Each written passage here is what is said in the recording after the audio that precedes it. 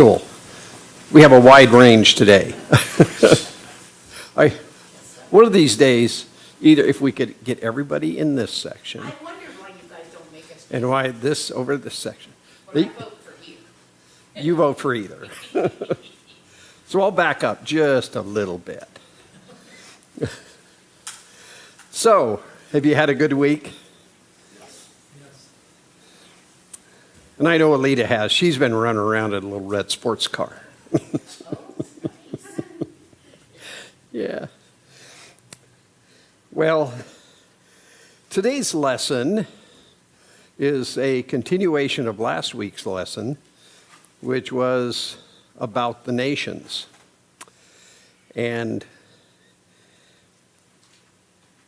I found it quite interesting. I'm glad I got to do this one because, let's see, 1964. How long ago was that? I was 11. 61 years. Yeah. I can remember this time of year, Lodi Academy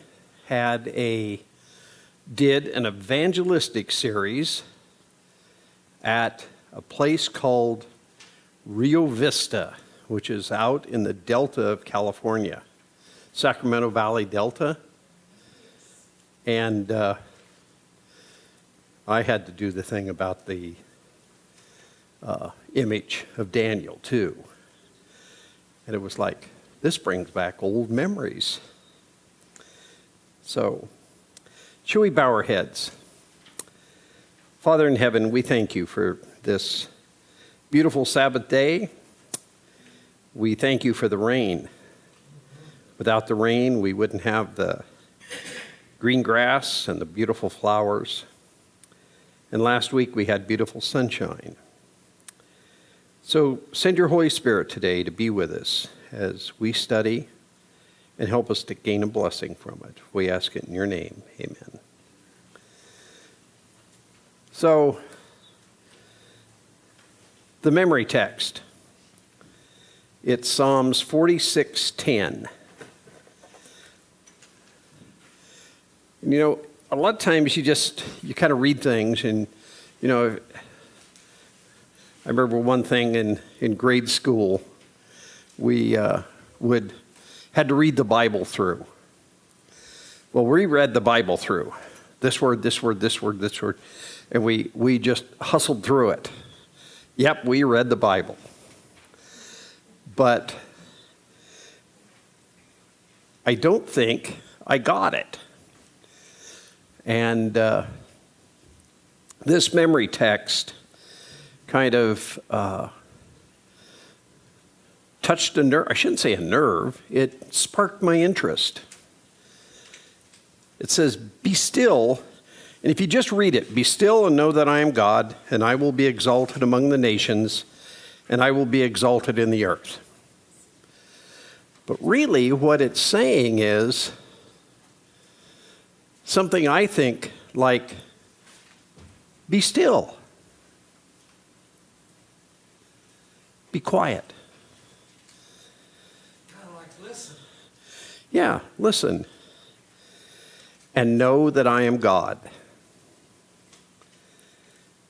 I will be exalted among the nations, and I will be exalted in the earth.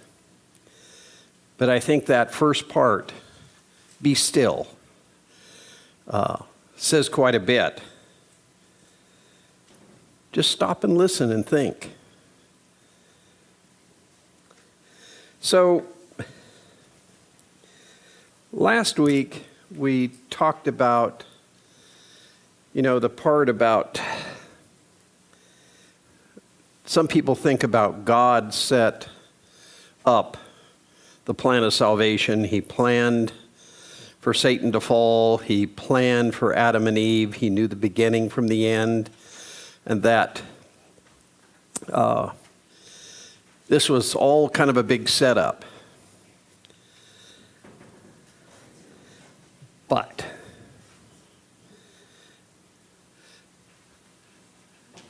I believe God did not do that. God was disappointed when it happened. I think, I know God was disappointed. It hurt God. You know, you think about Satan. Satan was the archangel. I shouldn't say archangel. He was the covering cherub. Thank you, Delvin. The covering cherub, which is kind of one of the highest angel, the highest angel. And it's hard for me to fathom, it's one of the mysteries, that why would a person with that standing in heaven lead a rebellion? And so that's the mystery. I think God was very disappointed in that happening.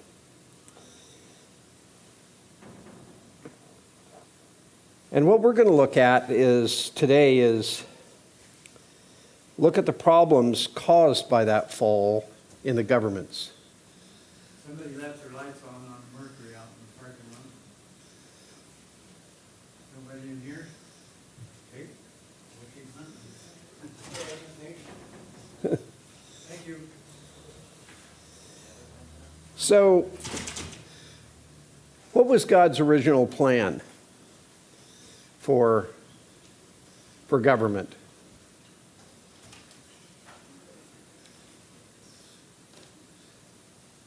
You ever heard of a theocracy? A theocracy is a government led by God. And I think about that, and up through the time of the children of Israel coming out of Egypt, God was their leader. God took care of them. God provided everything. And what happened? What happened when they got settled into the promised land? It wasn't, well, it says that in the, like Joshua, his lifetime, they followed the Lord very close, apparently, and the elders that knew him. Mm-hmm. But next generation, look how they do over here, and they get under that tree and worship, and they want to be like them. Yeah. Wow. What did God tell the Israelites to do that they didn't do when they went into the promised land? Huh? Lots of things was get rid of some of these people that were exceedingly evil, but they didn't get rid of them all. And those kind of became examples. And they started to say, hey, we want what they have. We want things that they have. We want somebody down here to be our king. And what did God warn them about? What's that? You'll be sorry. You'll be sorry.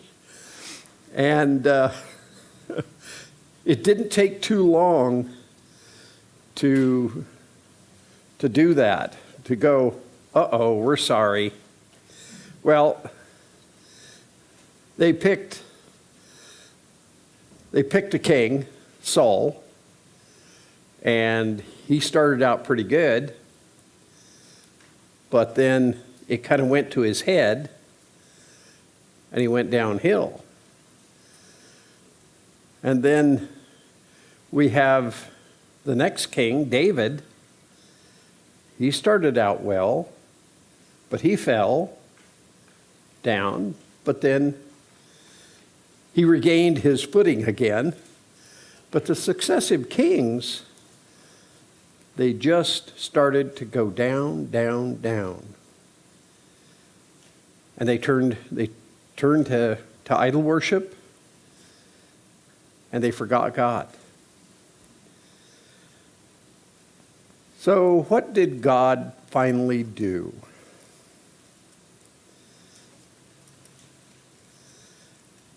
The kings forgot to do something rather important, rather obscure, rather important. They were supposed to write the law and have their own copy that they wrote out themselves. Yeah. So they could remember it. Yeah. Yeah, so they could remember it. I just got through having to rewrite last year. I had to redo the bylaws for 2 corporations and the,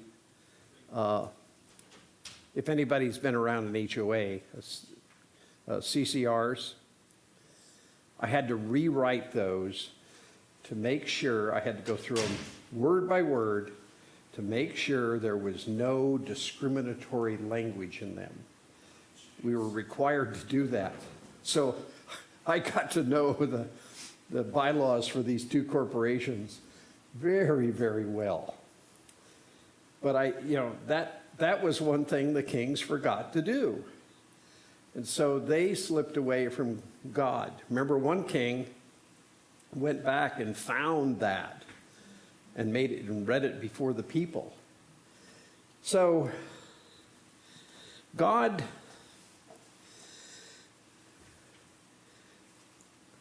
they had very bad experiences with being a king.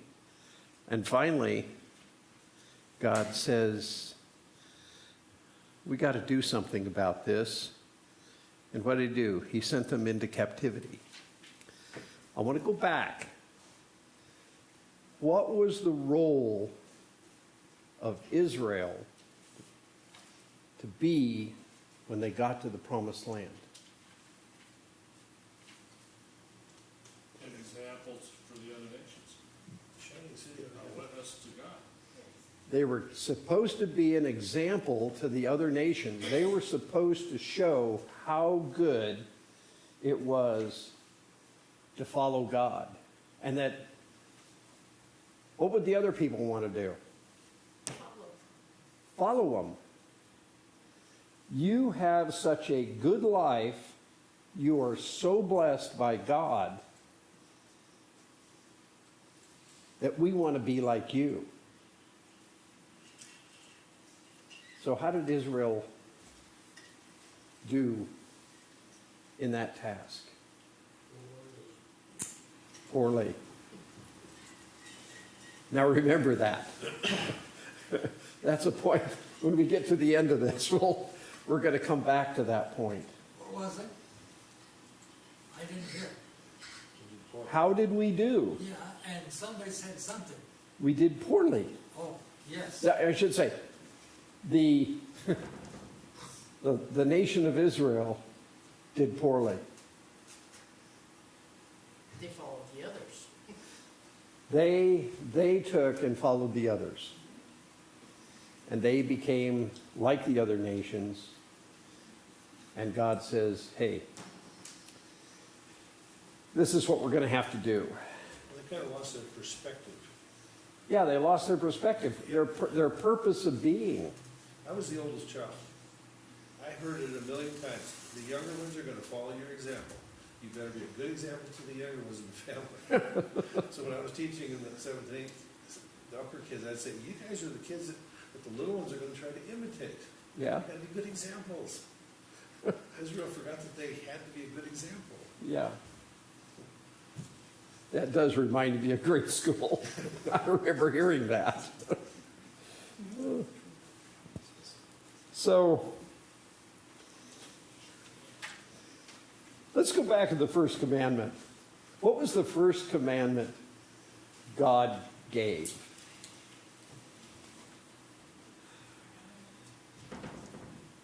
You think about it?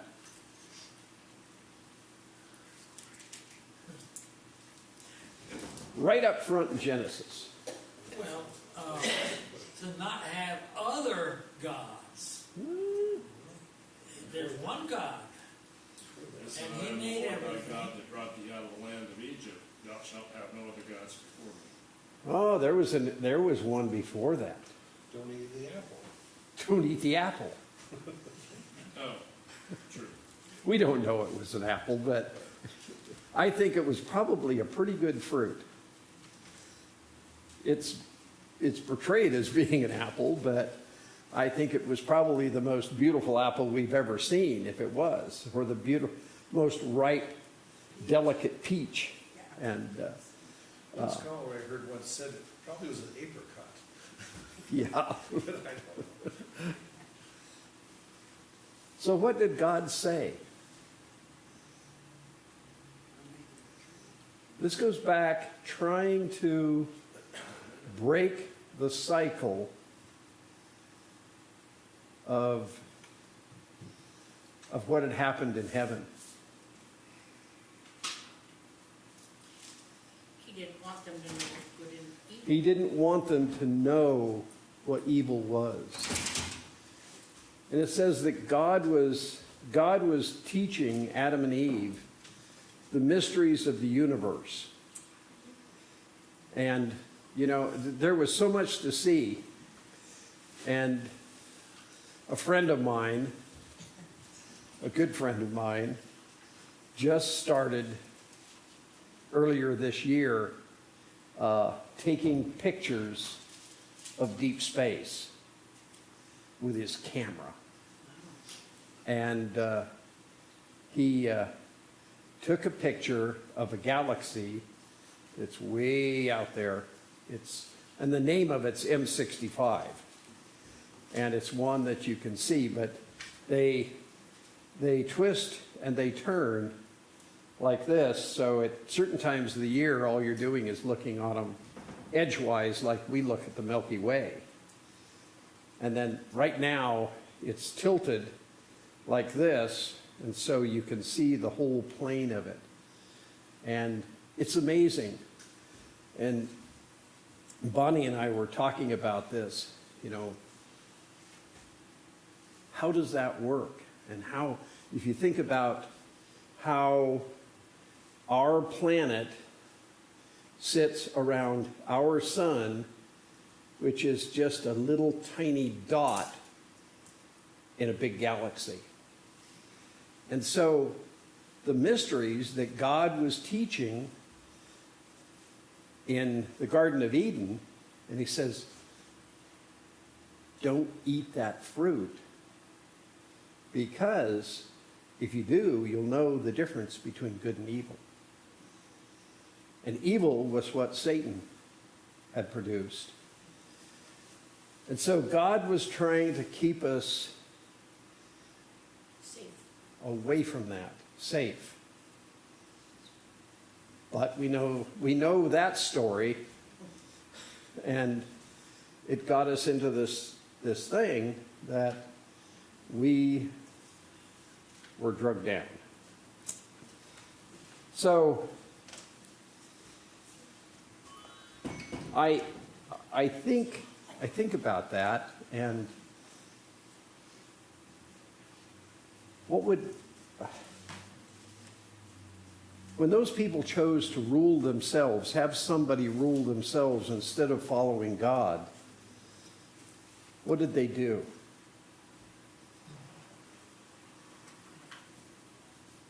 It goes back like the Garden of Eden, and they chose something other than God's plan.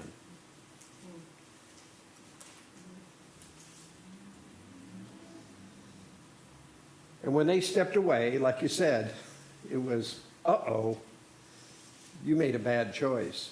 But God let them go ahead and do it. So we come back to the nations. And this is kind of it's enlightening.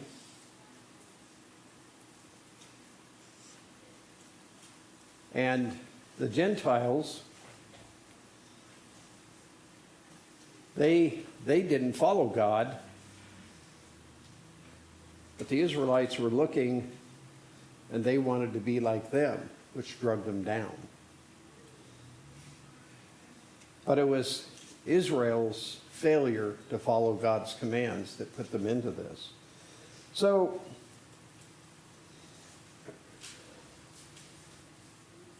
there's a striking difference between God's plan and humans' plan. And there's a striking difference between God's kingdom and the earthly kingdoms. So, Praise God. yeah.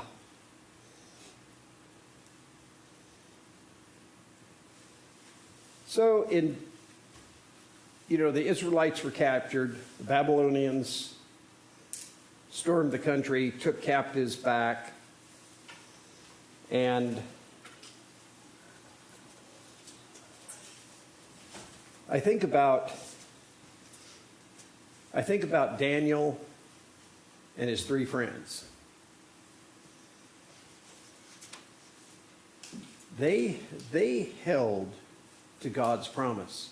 There was still this small group that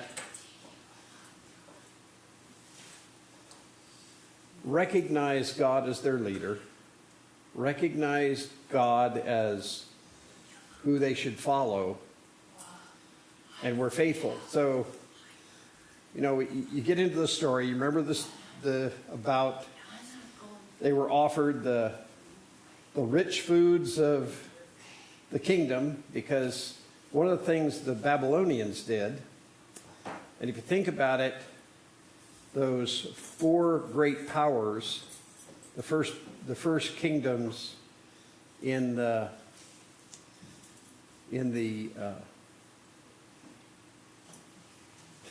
image, they all assimilated the people that they conquered. And one of the things was why that Daniel and the friends, they had taken the brightest people of the children of Israel, and they pulled them in, and they were going to educate them, and they were going to be leaders. Well, it turned out to be Daniel did.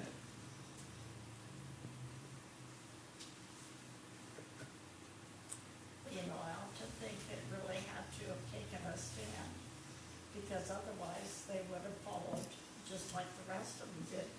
And I think when I grew up, we had the man on the street in Roseburg, Uh-huh. and how many of us if we happened to be uptown and they asked us what school we went to, it was never the Seventh-day Adventist school. Yeah. It was a private school or something. Yeah. And yet Daniel and his companions truly stood firm for what they really and truly believed. So apparently somewhere they had good parents, and they had decided to make a stand for God. And They did. They made that stand. And just think what Israel would have done if they had done that as a nation. Wow.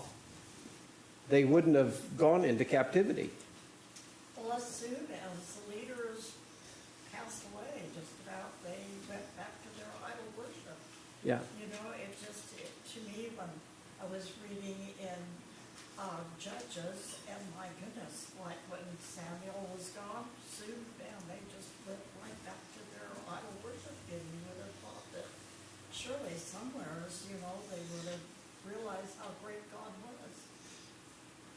It showed something. It wasn't in their heart. It was only in their facade. And you think about that the Shadrach, Meshach, and Abednego, they really took a stand. I always wondered why Daniel wasn't there. Where was Daniel when all this was happening? But so We were in White Horse one Sabbath.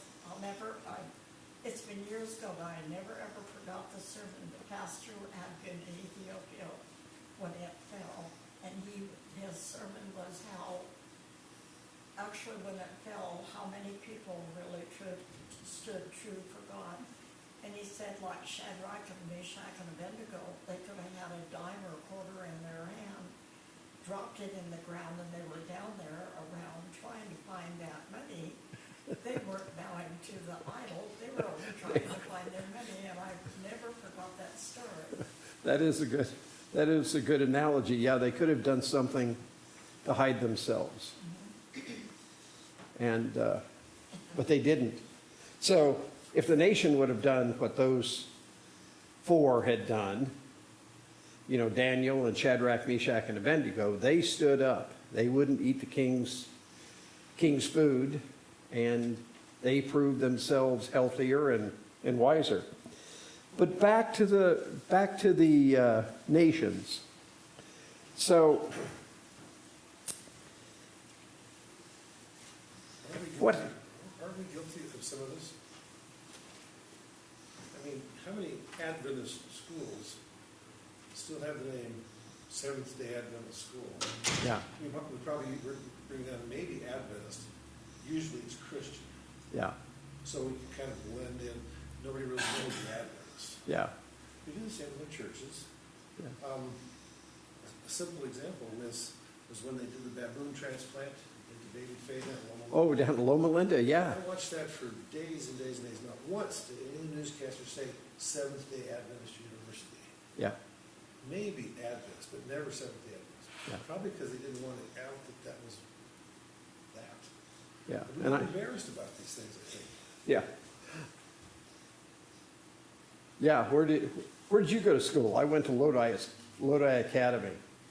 Well, what was that? Well, it was a prep school. Military school? It was a prep school.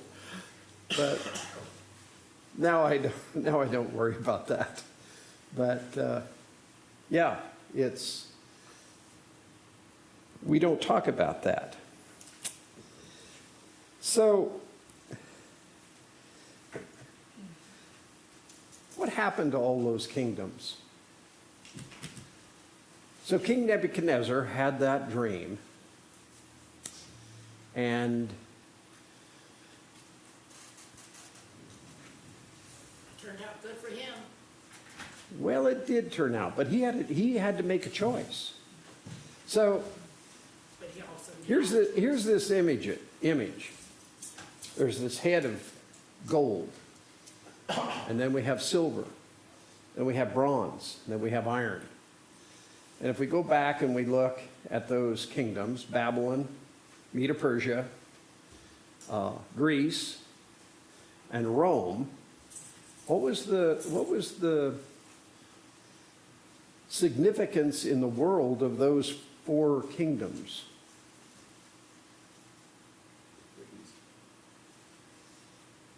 They essentially conquered the known world.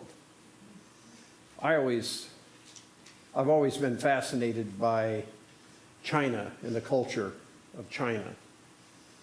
But it seems like the Orient was left out and all this other around. But it was the known world at that time was Babylon, and then Medo-Persia, and then Greece, and then Rome.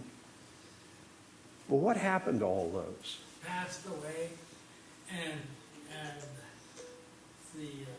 Daniel says, and then this stone cut out without hands. But that one endures forever. yeah, but what was that belly and thighs of iron standing on? Iron and clay. So what did that signify? Can't stand together. They don't mingle. They don't mingle. So what has been the effort of the world to do what the feet of iron and clay represented what nations? You remember that? Europe. I don't remember. Yeah, essentially Europe. and the Middle East. And They started marrying each other. they, yeah, that's another story. Yeah. Again. Again. Queen Elizabeth II, her husband was a prince of Greece. And, you know, all that mixture together, I think harmed the world. But what are they trying to do? One world order. One world order. One world order. Who, you know, the first guy I heard say that was Bush the first. That was the one that I first heard that. But there was this thing about the kings and queens. The reason they were marrying was to create these alliances to pull everything back together again.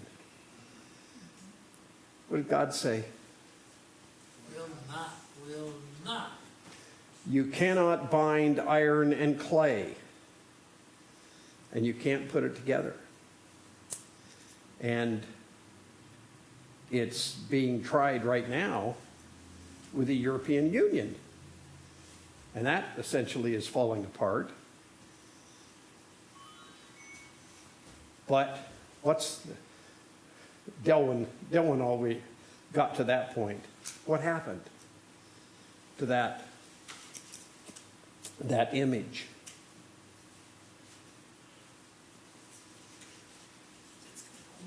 Well, eventually it was all ground up like chaff, it says. Well, what came down and hit it Oh, a big rock.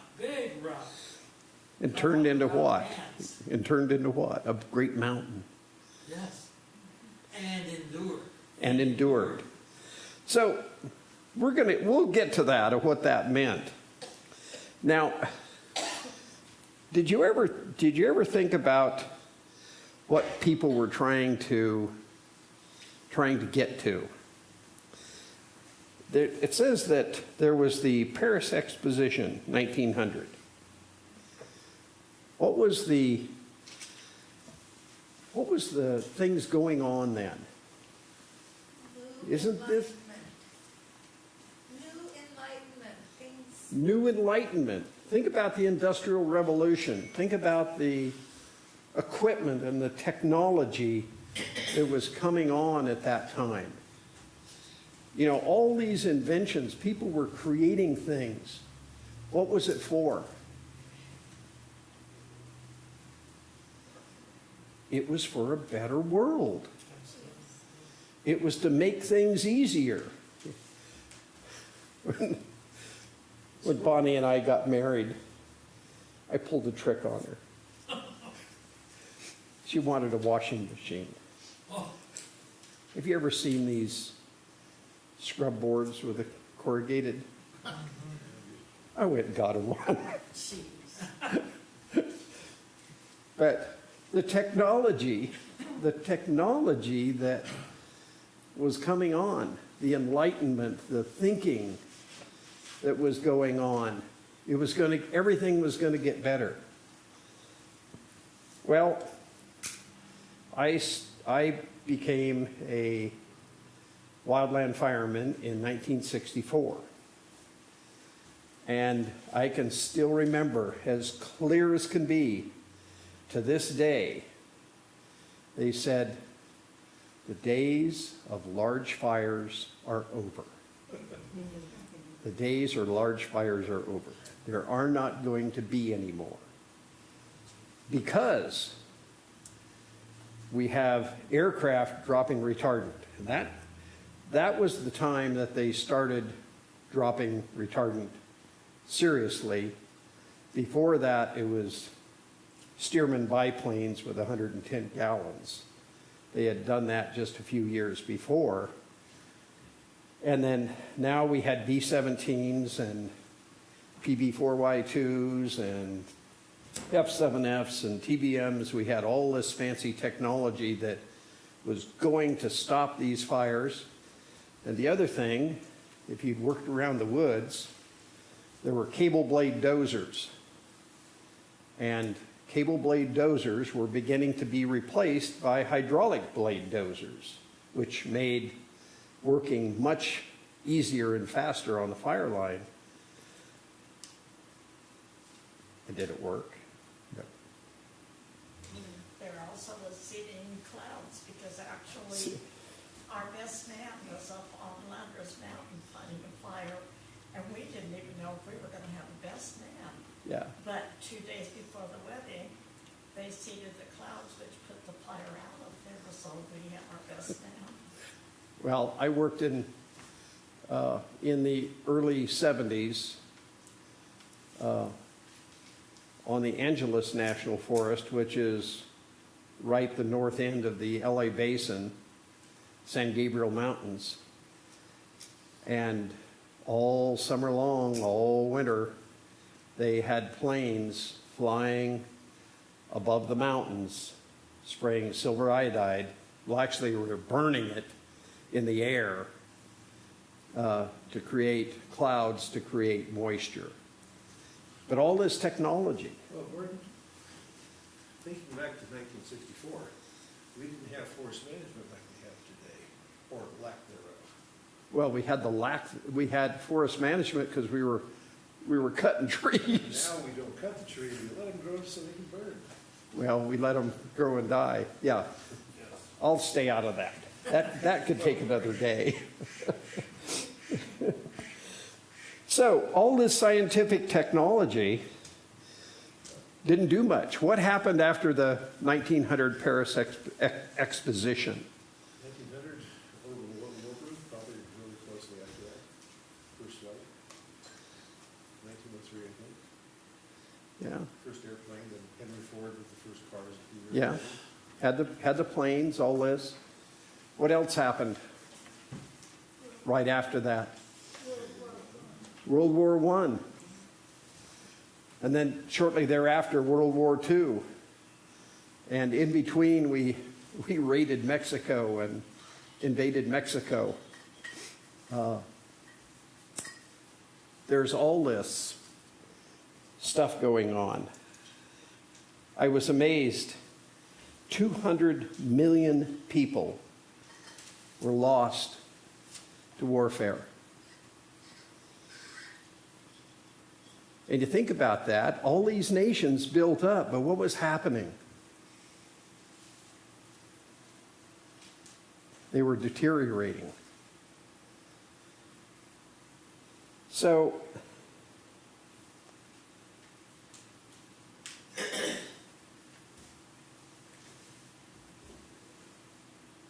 I like this phrase from Martin Luther King.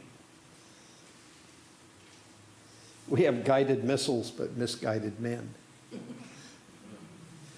And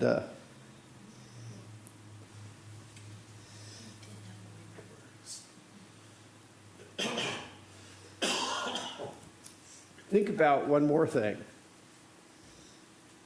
Karl Marx, Charles Darwin. What are those philosophies going towards?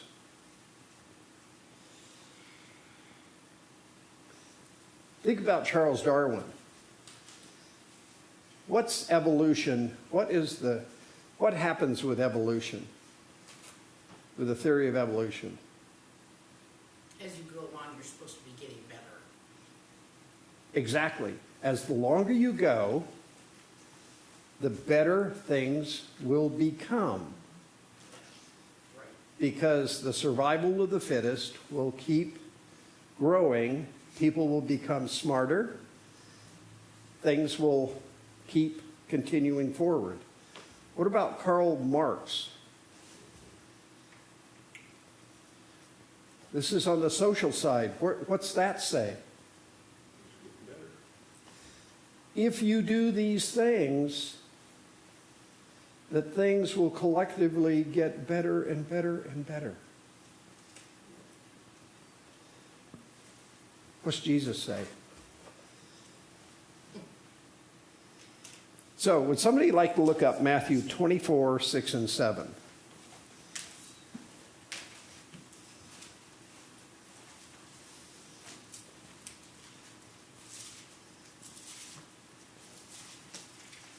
Matthew 24, verses 6 and 7. And you will be hearing of wars and rumors of wars. See that you are not frightened, for those things must take place. But that is not yet the end. For nation will rise against nation, and kingdom against kingdom. And in various places there will be famines and earthquakes.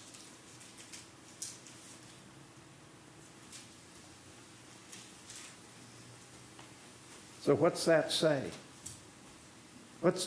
These are Jesus's words. Are things going to get better? Are nations going to get better by joining together in trying to get the iron and clay pulled together? Nope. I think about there's a movie, and it was Sandra Bullock, and she was an undercover agent and was in a beauty contest. Miscongeniality. What's that? Miscongeniality. Miscongeniality. So what do all the contestants in the beauty pageant say they want? World peace. World peace. Yes. That always just sticks up there so hard. World peace. And we think about what the Bible says. Not what the Bible says, what Jesus said. It isn't going to happen. But have we seen lately what it talks about in, I think that's hiding too close. And you will hear of wars and rumors of wars, for nation will rise against nation and kingdom against kingdom. Have we seen that? Think about the conflicts that are going on today. We had World War I, we had World War II, and these are just the American wars. We had the Korean War, we had the Vietnam War, we had a lot of little ones in between. Has it made anything better? And you look about the world today, you look at the conflicts and people dying. Have nations gotten any better at getting along? Have all the kings and queens intermarrying in Europe made things better? There might be a little bit of a yin and a yang thing going on. No, they haven't made things better, but I'm sure glad Hitler's not around. Yeah, I'm glad we tracked him down and got rid of him. yeah. So there's kind of good and bad mixed all together. But But if something gets a little better, three things over here are worse. So- yeah. You know, everybody talks about Hitler, but did you know Stalin killed more people than Hitler did? The only reason I think we don't talk about Stalin, he was one of the allies in the Second World War. What about China? What about Heinous. Japan? Japan was the same thing, but China. What about the Catholic Church? Yeah, Here now. that's, you know, yeah, because you talk about people being killed for their religious beliefs is another thing. You bet. It's part of that equation. That's all in the name of God. And that the Muslim conquest of Africa. That's right. You know, All the name of their God. we have, but where was it headed? Was it headed for better? No. So look at the last part of what Jesus said. And there will be famines and pestilences and earthquakes in various places. Have we seen that recently? All over. I think about some of those pictures that you see of the buildings, you know, just shake and go straight down. There was about a 10-story building that was on the news. I saw it on YouTube. Just, it shook and it went down. People didn't survive that. Things were changed in an instant.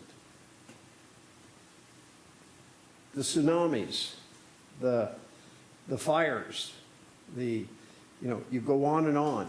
And Jesus said all these things are going to happen.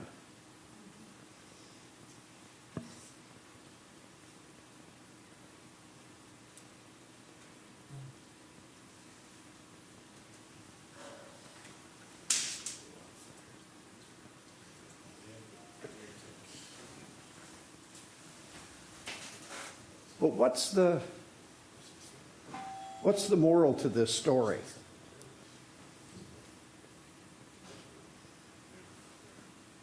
Turn your eyes upon Jesus. Turn your eyes upon Jesus. So we have all this bad stuff happening. And I like to go back to the image of Daniel. I like to go back to Revelation. And I think about that. And part of it is we've got to look over all this. We've got to look up. We've got to look to Jesus, knowing that things will be better. We are promised that. And so if we keep our eyes up there, we don't have to worry about the pestilences and the earthquakes and what the nations do. The nations are going to be corrupt. We're going to be not have a good time. We're going to have to stand up like Shadrach, Meshach, and Abednego and say, hey, this is the way. We'll come back. What is the remnant church's role in the world today?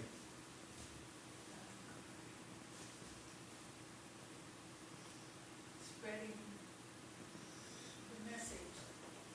Get ready. Jesus is coming. Spreading the message, get ready.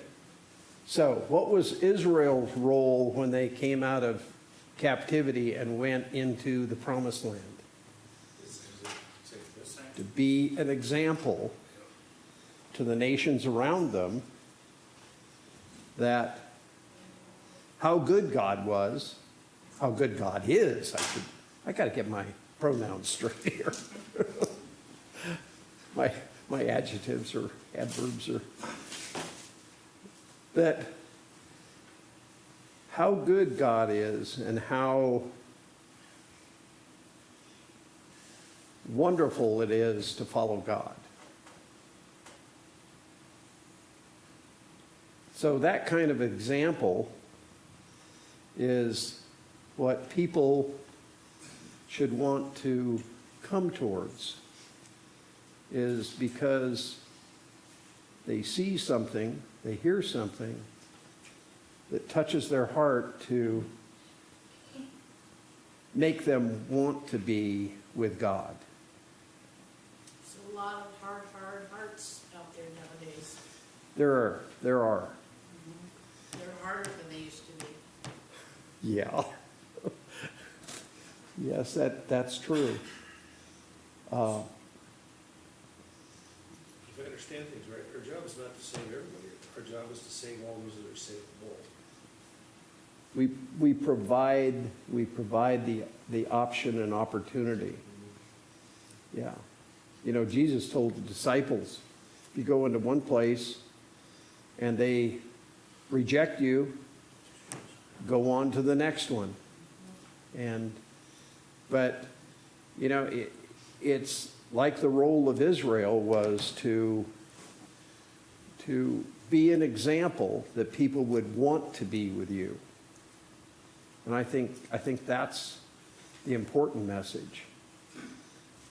I think one that comes to my mind that I was looking at last night is how Jesus said, "Come unto me and I will give you rest." Yeah.